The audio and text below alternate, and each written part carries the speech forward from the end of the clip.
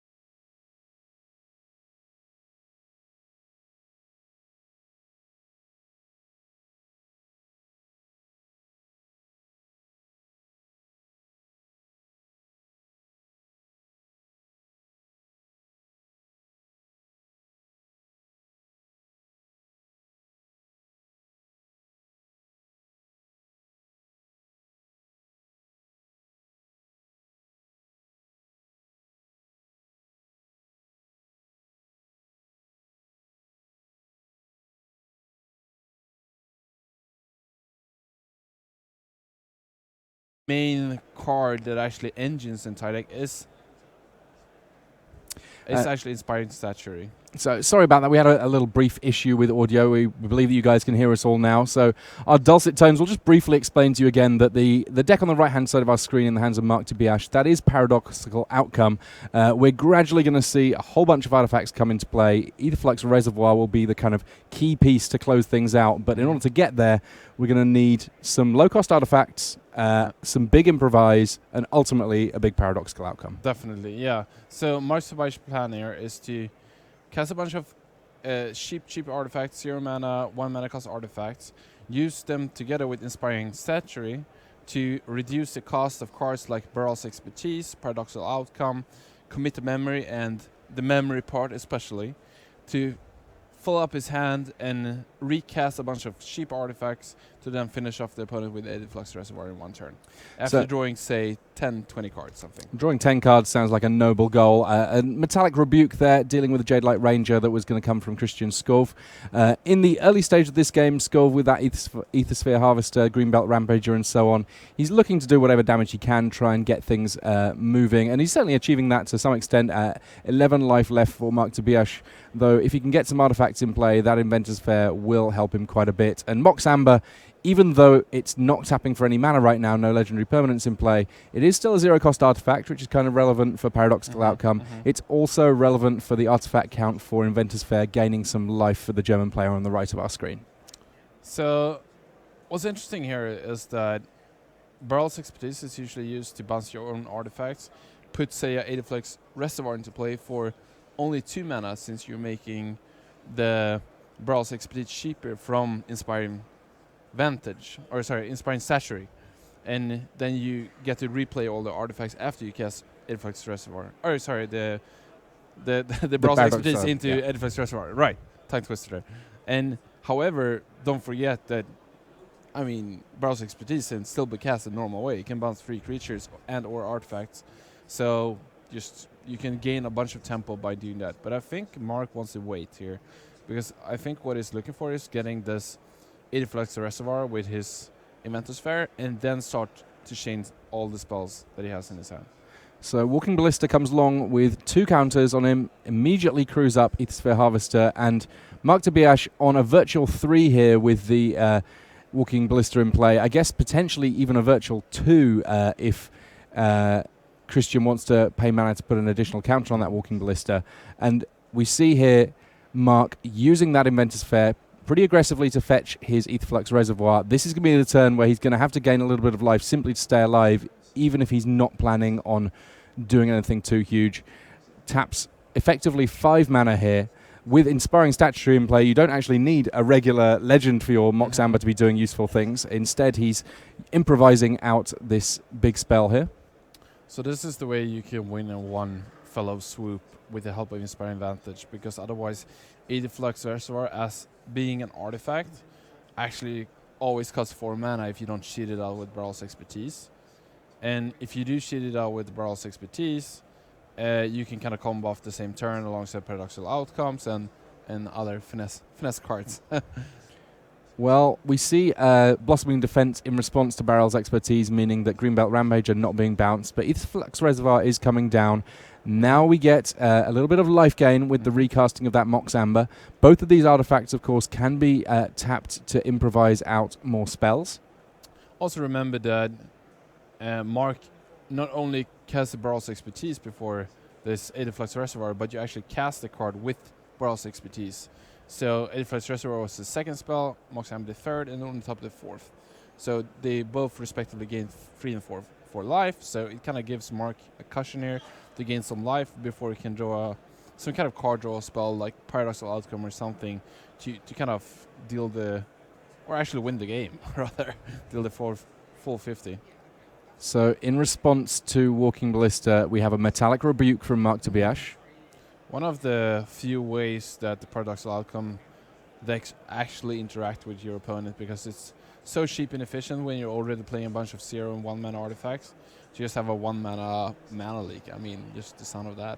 Yeah, can't argue with that. And the attacks, again, knocking Mark Tobiash down to 5 life. So he does need to keep drawing some sort of high-impact cards here. Metalworker's Puzzle Knot, it's kind of net neutral in terms of life cost, but it does find Tobiash a card here. Yeah. And, of course, he can then tap it for mana to reduce the cost of spells. So it's kind of free? It's pretty close. Free. I mean, you can only play 4... you can only play 4 Prophetic Prisms in your deck, and Metal Spinner's Puzzle Knot is kind of the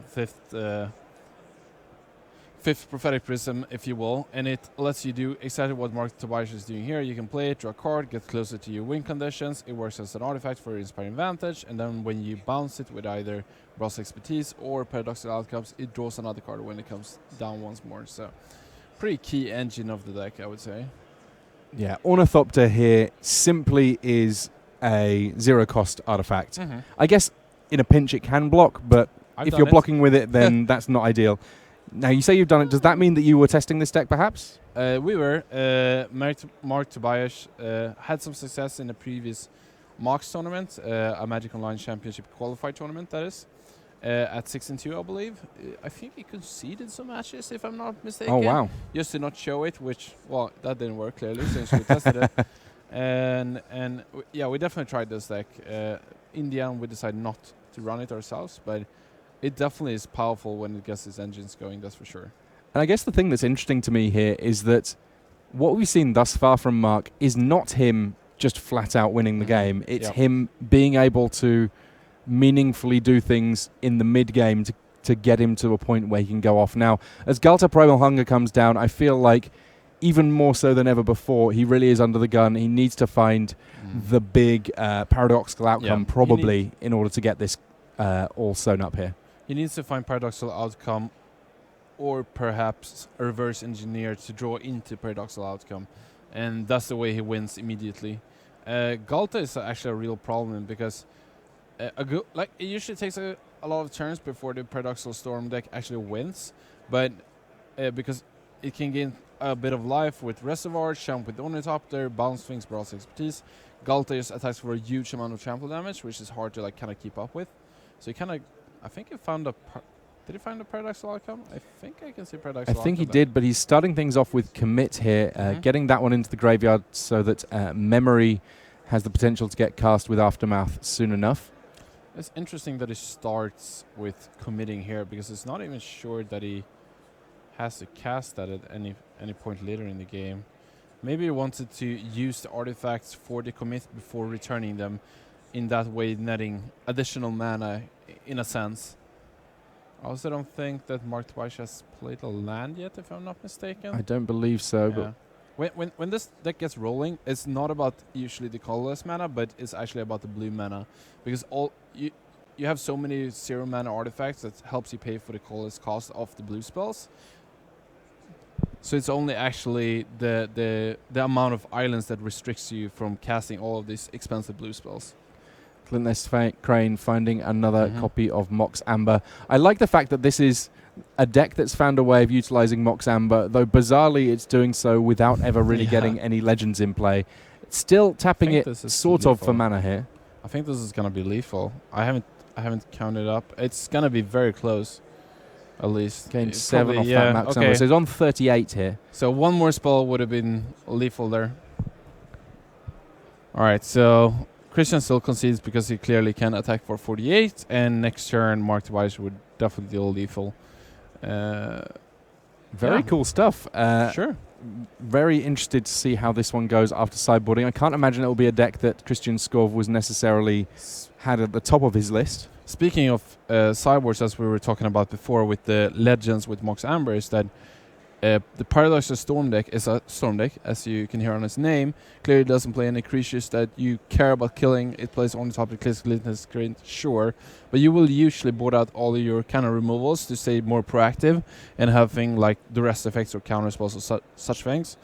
But in the way to counteract that, you can bring in Barrage for compliance, which does help to use that Mox Amber.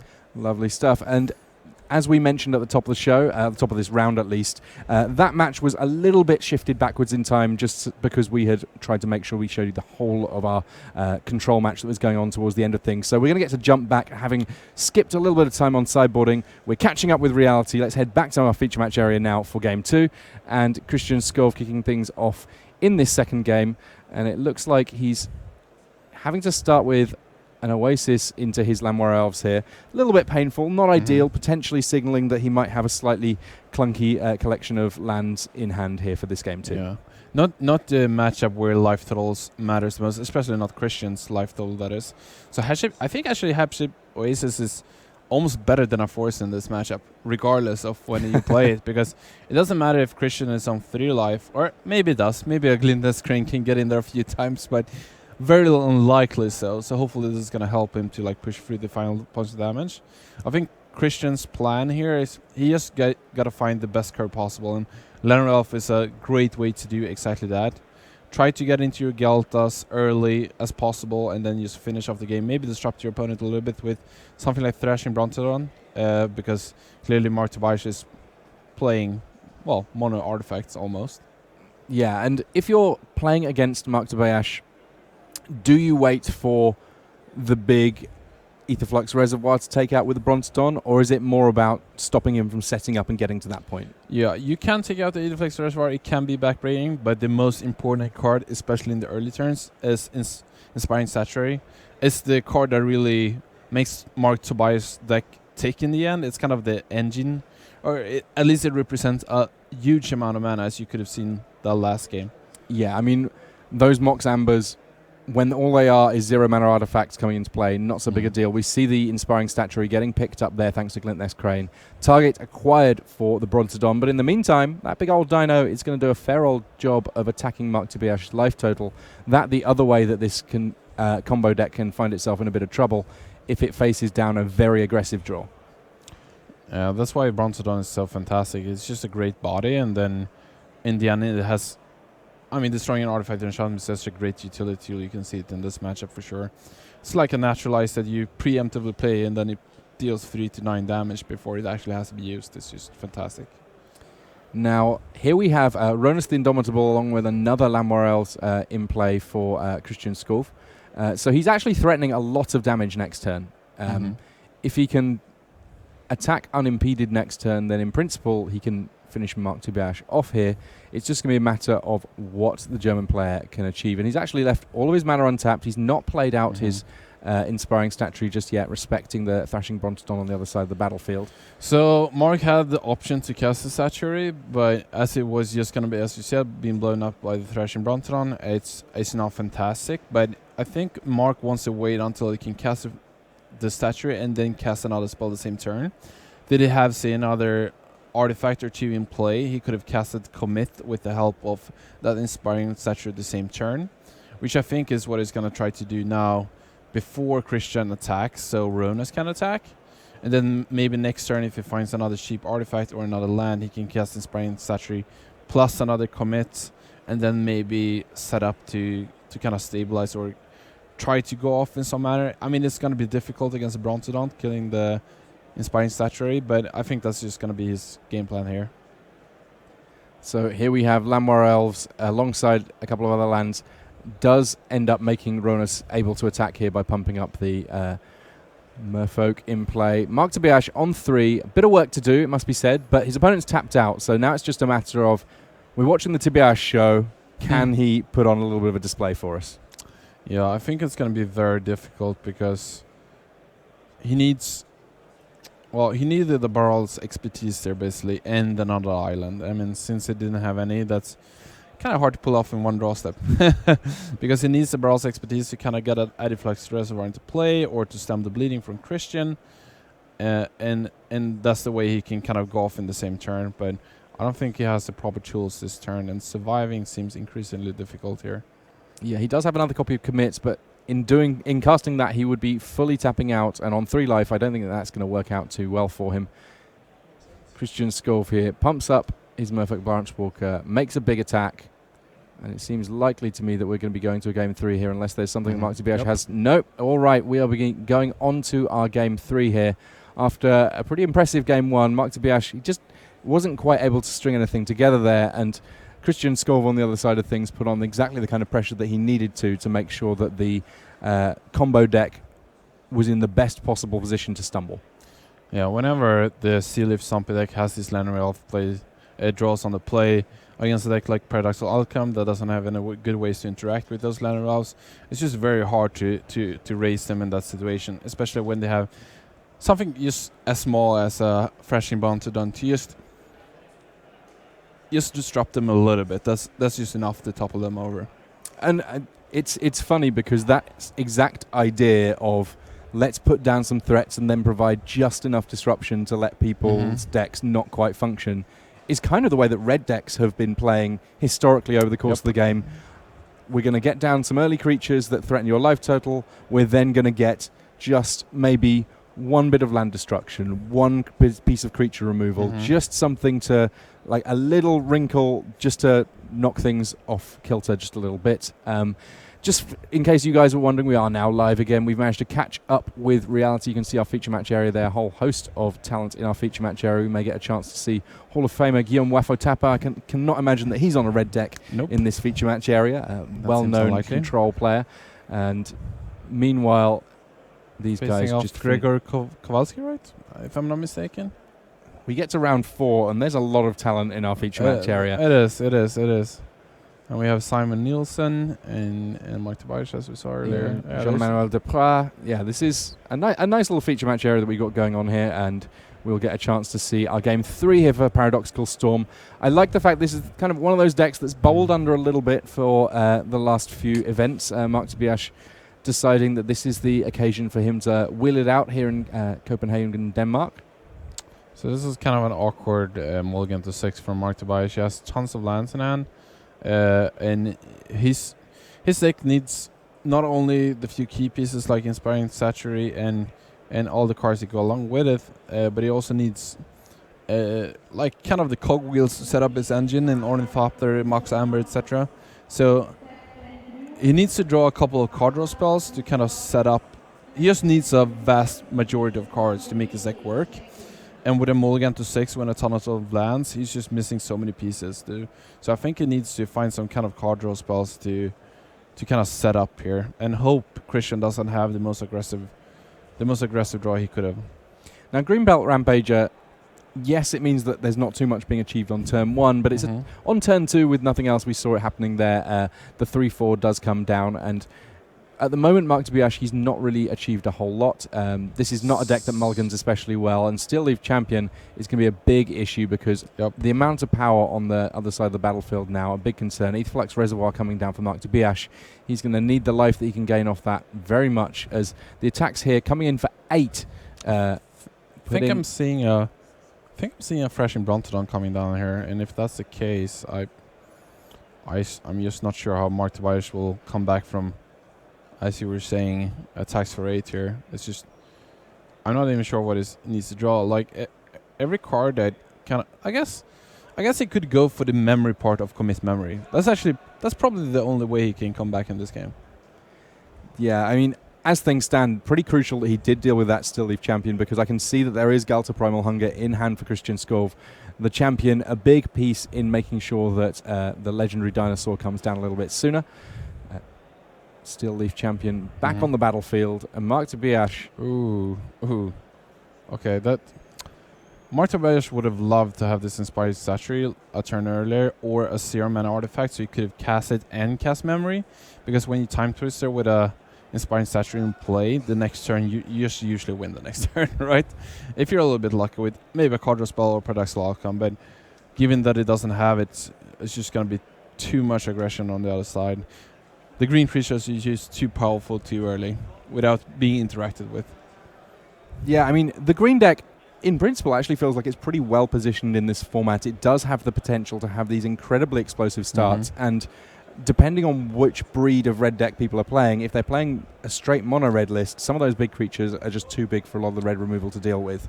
Yes. But we'll get a chance to see a little bit more Magic from our feature match area soon enough. Obviously that round went fairly quickly for Mark Tobias, but there's still plenty more people playing in our feature match area. Don't go anywhere, as we'll have more Magic for you after these messages. GP Vegas History Draw. GP Vegas History Draw. GP Vegas History Draw. GP Vegas History Draw. Take all the fixing you can get, it just should not be shunned. And if you like removal, then play Grixis or play Jund. Try to stay one color with the hybrids you can get. And remember, Ballynock Trapper is the best card in the set. You won't understand a single thing that's going on. I think blue cards are good, but then again I could be wrong. Played in Rover Horror, it's the best it's ever been. But most importantly, remember you should not play green at the GP Vegas History Draw. GP Vegas History Draw.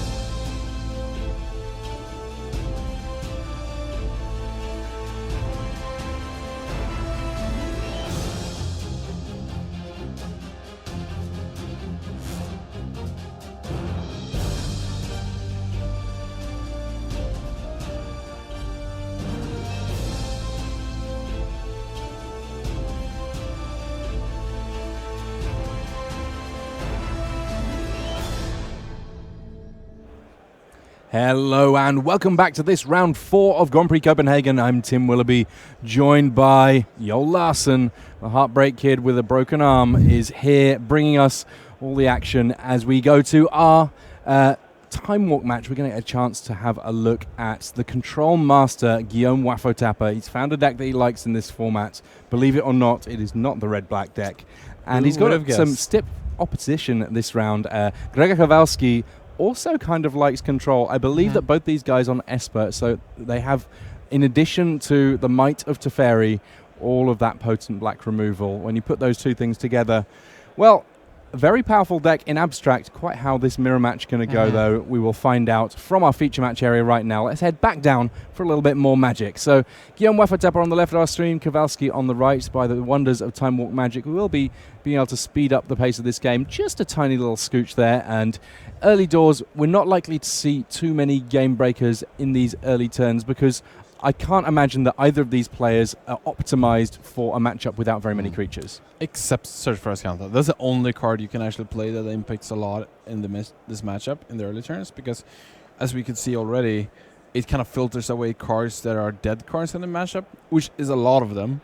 And also when it's something that you can sneak under counter spells to also give you an advantage later in game without having to kind of invest mana. But we can see Field of Ruin in Gregor Kowalski's hand, so he will have a way to deal with that later on. One thing that is interesting in this matchup is that game 1 usually takes a lot of time because there's not a lot of card that matters, and both players has a lot of reactive cards. They can deal with the cards that does matter, and that means that you have to time your threats and reactive cards exactly right, and that usually is easier if you have a mana advantage. While the game 2 and 3 usually goes a lot faster because then all cards matters all of a sudden.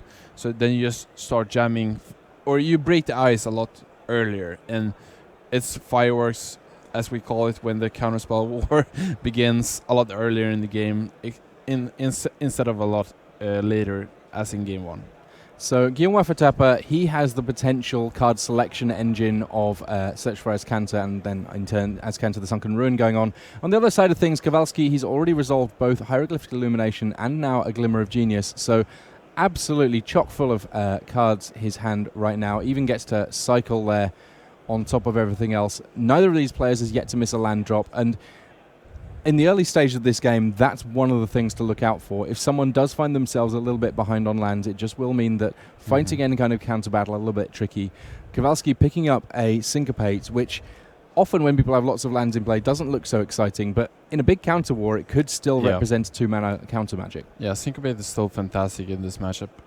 Literally for the reason that you did say, it usually ends the counter war by playing Syncopate for X equals 2, and it usually still does something. So Wafotapa, the first player to miss a land drop, and you saw him thinking a little bit about his Search for Azcanta because it was a matter of, do I want to draw another piece of counter magic at the expense of potentially not finding a land? And he did go with the counter magic. Plenty of ways of interacting here for him. And it only cost him 1 land drop in, as it turns out. As I said, in this matchup, the cards that matter are so important. Usually equal out in card that matters versus reactive cards that matters. So actually binning a card that matters, like Essence Scatter against Torrential Geralx, is actually a big deficit when the game goes on for 20 more turns or so. You're gonna remember that you missed that one Essence Scatter, and that's gonna come back to haunt you later in the game. As weird as that sounds, that's usually how it plays out. And the only way to kind of break this mold is if one of the players get a Teferi advantage. But as this game is playing out, nobody really wants to break the ice first, meaning that it's pretty unlikely that it will come down to that. So Search for Azcanta, this is an interesting card in terms of whether or not Guillaume wants to take this moment to get himself in a fight. It's not a card that's going to get removed by any of the creature/planeswalker removal that Guillaume has going on, but it can be countered just like just about anything else. So both players has a Field of Ruin for the respective Search of Azcanta. However, Field of Ruin can still take out Field of Ruin. So the one with the most cards in the graveyard, which is Gregor Kowalski, will have a more powerful Search for Azcanta earlier. And you can also disallow the trigger from Field of Ruin. So actually countering Search for Azcanta, even though you have Field of Ruin in play, is something you can think of, but it seems like Guim is going to choose not to, and I think that's mostly because he only has quote unquote 2 disallows in hand, which is not a lot at this point, where both players has tried to sculpt their hand a ton already. He is hitting land drops, has not been playing the same amount of card drawing as Kowalski, who does now fire off his Field of Ruin. Yeah, and now Guim's got to think whether he wants to respond with Field of Ruin, one of Gregos Kowalski's other lands, which in the end means that Guim will kind of win a land in this exchange, or if he wants to counter the effect of Field of Ruin to protect himself against an opposing search for Escanta. And this is such a great trade-off for Gregos Kowalski, because he manages to do all of this at the end of Guim's turn, which means that Guim might have to tap out, so Gregos can untap with tons of mana with additional counterspells and Teferi, possibly. So a disallow disallows a disallow, allowing a disallow to disallow the Field of Ruin activation from Gregos Kowalski there. I heard you like disallow, so I put a disallow in your... Yeah. Alright, so Gregor's still going to go for flipping the search for Escanta, even though there's a Field of Ruin on the other side, because it's still a meaningful exchange to get on impulse for only instant sources, or non-creature spells, that is, which is, well, the only cards that actually matters in this matchup anyways, so... And after all of that counter magic has been played, Teferi, Hero of Dominaria, comes down, and at this point, Kowalski, feeling relatively safe that it's going to resolve, immediately ticks up the Planeswalker, so he will be untapping a couple of lands at the end of his turn here. So this is fantastic for Gregos, because now Guim has to think about whether he's going to try to Restless Contempt this Teferi or Field of Ruin the Escanta end of turn. Either way, he will have to lose a lot of mana in his main phase dealing with either of them, because both are such a problem, and Gregos can choose to try to counter either of them. It seems like Guim is not going to go for any of those, which is very interesting, honestly. Wafo-Tapa, one of the players really known for being locked in on one plan, that plan being control.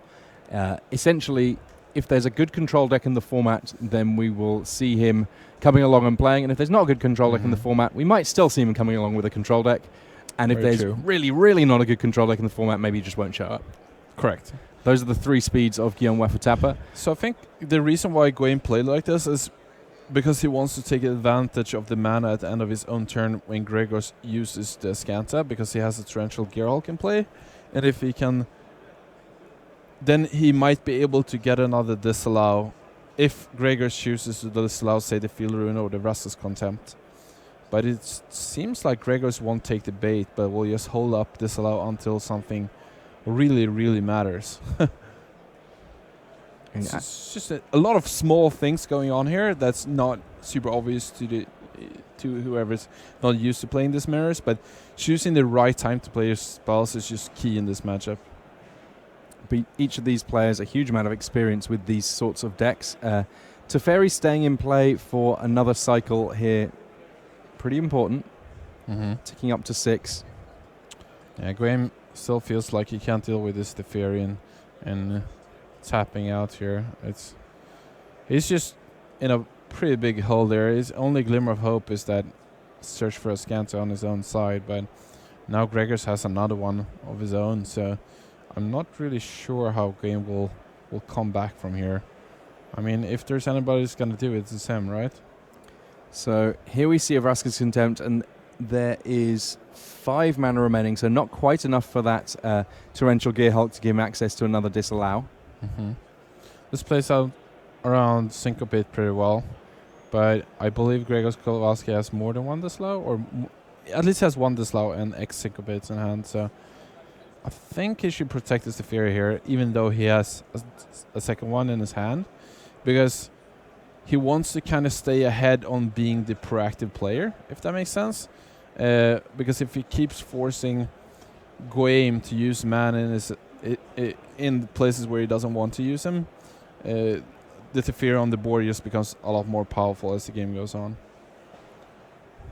The Hero of Dominaria currently hanging around, doing good work there, drawing cards, allowing Kowalski to tap on his turn slightly more than he might otherwise, because he knows that he's going to be able to untap those lands. And here's the first glimmer of genius of the game from Guillaume Wafo-Tapa, so he gets an opportunity to sculpt a slightly better hand. So Glimmer of Genius, as I was talking about earlier, that there's not a ton of cards that matters pre-board because there's a lot of dead cards in the matchup. Glimmer of Genius becomes less important to interact with because sure you're gonna dig for those cards, but you actually gotta use your reactive counter spells for the cards that actually matters, not the cards that draws them, because you will draw them eventually anyways. Well, maybe not in this game because Kowalski is so much ahead, but that's why you usually don't see players counter Glimmer of Genius pre-board. However, you might see it post-board a lot more often because those glimmers will most likely draw into so many more action spells that they usually wouldn't have. So we're at turn 15 or so. Ish, yeah. The life total's 22 to 20. Search for Escantor on each side of the battlefield. No Field of Ruin in sight. Is there any real sense of one player being significantly ahead here? Yeah, I think Gregor Kowalski is probably about 95% chance to win this match. Wow. Yeah. I would be very surprised if Goyim win this. I mean, that's all down to the number of cards in hand. Yes, and also the number of lands and the number of proactive cards they have on the battlefield. Goyim is just behind in every sense, except having 2 more life to his name, which, as we all know, doesn't really matter in this matchup. And now he has the famous engine of Ascanta, the Sunken Ruin, plus the Fury, meaning he can use Ascanta every turn, even finds a Forsaken Worldly to take care of Goyim's Ascanta, which I did say is only Glimmer of Hope here, and yeah, packs him up. So Glimmer of Genius into removing all glimmers of hope. Gregor Kowalski winning his game 1 there against Guillaume Wafo-Tapa, and we get to, through the wonders of Time Walk Magic, go straight on to our game 2 here, as these players have gone to their sideboards, and from here on out we're not as likely to see any dead draws, and Arguel's Bloodfast, a very, very potent turn 2 enchantment that Guillaume Wafo-Tapa has got down here. And so is Glintleaf Siphoner. I'm not actually sure which one I prefer in this matchup. Creatures post-board games, because you take out so many removals, are so much more potent. I mean, we can see this Glintleaf Siphoner deal, say 12 damage before you can find a way to deal with it. And while Arguel's Bloodfest continuously costs mana to use, but Arguel's Bloodfest does have the potential to draw a lot more cards for Guillaume Wafo-Tapa as the game goes on. So it's all going to be about whether Guillaume finds an efficient way to deal with the Siphoner, and then I think is ahead. Otherwise, I think I would actually give the advantage bar to Gregor Kowalski here, because he can kind of put more pressure on Guillaume while keeping reactive cards up, which is an advantage in this matchup, I think. So Duress sees a pretty nice looking hand for Wafo-Tapa here. Takes Teferi, Hero of Dominaria. That a difficult ability to replicate with any other card. When we see him take Teferi here, it often means that he doesn't have too many reactive counterspells of his own. He's just kind of scared of Teferi resolving. And that's why we see him taking it. Also, Guillaume has tons of counterspells in hand, so it's kind of hard to find a dent within those counterspells. And I mean, sure, counterspells are great post-board, but you have to counter so many things, so they're not as, insane as they are pre-board. And Kowalski was happy to run his own Arguel's Bloodfast into counter magic because he knew he was going to have to power through it at some point anyway. Also, there's a good chance that Gregor Kowalski won't have time to cast the Bloodfast later on in the game. Alright, so it seems like Wayne found another Teferi here, and we'll see if he reads up on Gregor Kowalski not having a ton of cast spells, but it seems like he has drawn a disallow at this point, so it's probably fine. Yeah. So here we can actually see a choice whether maybe we should counter this. Yeah. This would never happen in game 1, but Glimmer of Genius is just so much more potent, especially with a Glintleaf Siphoner in play that can help it draw an additional card, except the 2 cards you draw and the Scry 2, of course. Irrigated Farmland coming down. So Kowalski hitting his land drops. Obviously not too surprising when you're drawing additional cards with the Siphoner each turn. Wafo-Tapa here, yes, he's got an ability to draw additional cards, but his life total dipping fairly low in order to do so, taking damage himself in addition to what Kowalski is able to provide here. Don't forget that the additional land you get from Arguel's Bloodfest when it actually flips is not a scoffing matter. It's definitely something. But I mean, Guillaume just has this is usually how it plays out with the turn 2 Glintleaf Siphoner. You have tons of counter spells in hand, and there's no way to actually deal with the creature heading at you. So at some point, you kind of got to break the mold. And if you want to break the mold it's usually easier from the other side to react to that and then display something more powerful and all of that. Now, Temple of Aklazot's the transformed version of Arguel's Bloodfast. Land that lets you sacrifice creatures to gain life. Mm-hmm. Obviously, at the moment, Guillaume, somewhat in the hole when it comes to life, but there's already a Field of Ruin in play for Kowalski here, which means that it may be that even if he transforms and gets this land, he ends up having to use a disallow just to protect it, simply as it's his best way of getting back into this game. And that's also even if he finds a creature to sacrifice to it. I mean, he has the go-to creature to sacrifice to Akalot's Temple of Aklazot's. Correct. Well, that was a hard one. It's usually the Scarab God because it keeps coming back whenever you sacrifice it. Mm-hmm. But resolving such a big threat for like Scarab God or the Torrential Gearhulk, it's just going to be so difficult because it costs so much of your mana. Yeah, even though there's plenty of copies of Disallow in Guillaume Wafotappa's hand, he's not going to be able to cast them all alongside casting a threat that itself costs 5, maybe 6 mana. Mm-hmm. And that means the Frenchman, sort of in the hole here, having to look on as Gregor Kowalski just carries on attacking with that 2-1 Menace. 2-1 Menace, pretty awful against the Goblin Chainwheels of this world, but if you find yourself against the winner of Pro Tour Yokohama playing a 3-color control deck, it turns out it's all right. Yep. Yeah, so I think Gregor's thinking about casting a Gearhulk here, but he's just going to try to protect his Siphoner. It's just too good to let up here. And he knows that most early interaction to deal with it, such as Fatal Push or Seal Away, just isn't in the deck anymore. So Gregor Kowalski just needs to deal with very expensive ways to deal with the Siphoner, and then he can ride that home to victory. He's not going to care about this Glimmer, I believe. He's just going to make sure he keeps up the right amount of mana to deal with whatever removal spell that Gwaine might have, or say 2 blockers. Yeah, Wafotappa here, it looks like he's just been being attacked for 2 for 9 turns, and that's not quite true. He's also sped along that a little bit with his own Arguel's Bloodfast.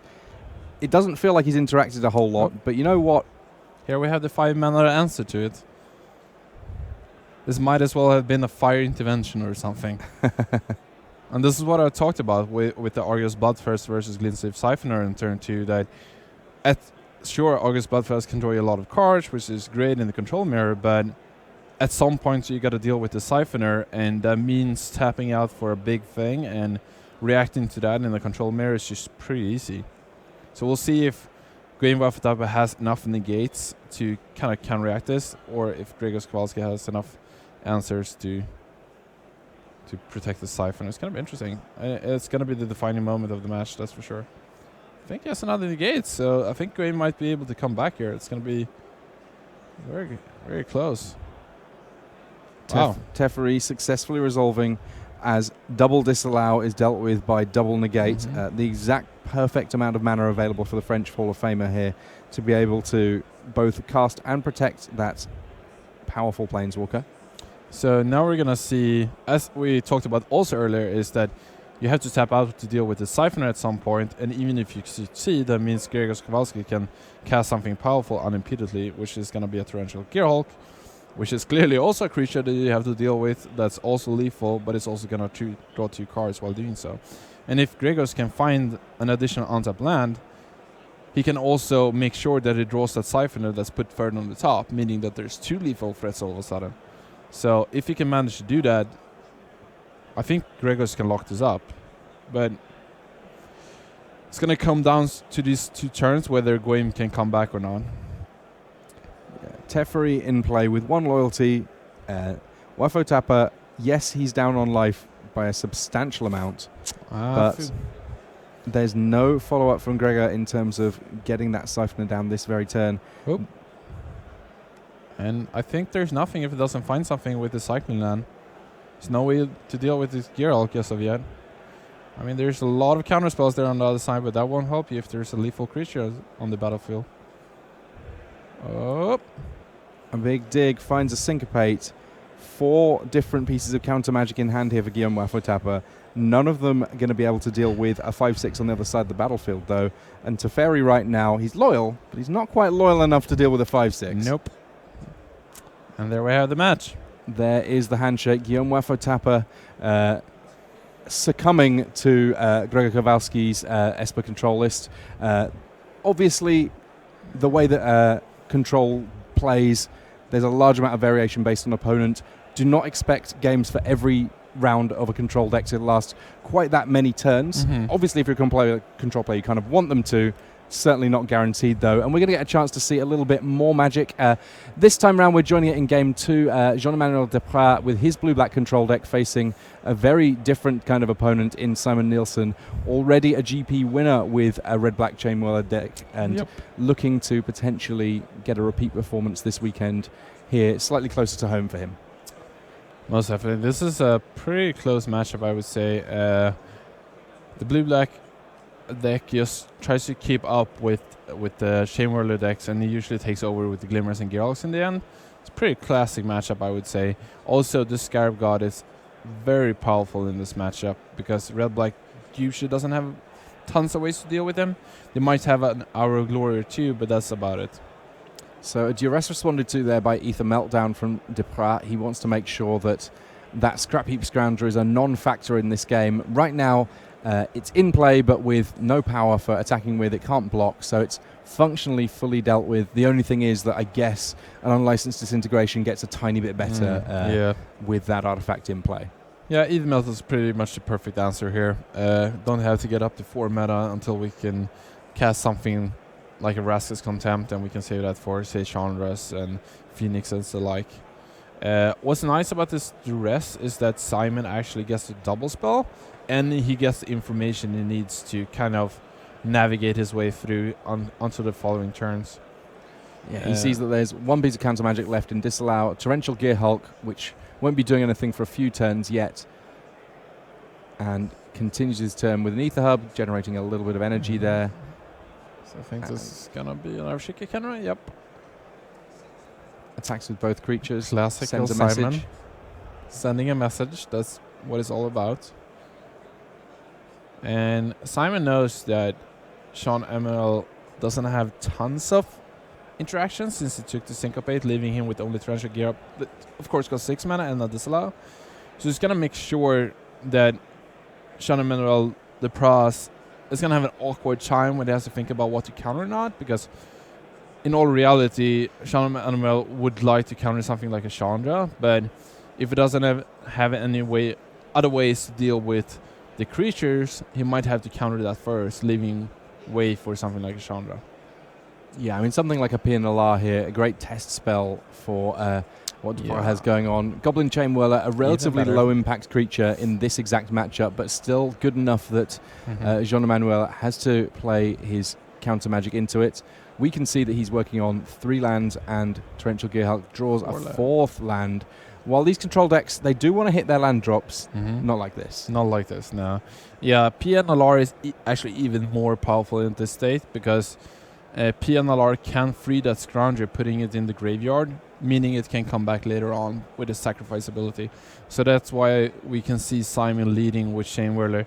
Also, since Shadow Deprat is playing blue-black control, he doesn't play in the Teferis, meaning that Chainwhirler is less important to kind of finish off a Teferi after it minuses or something of the like.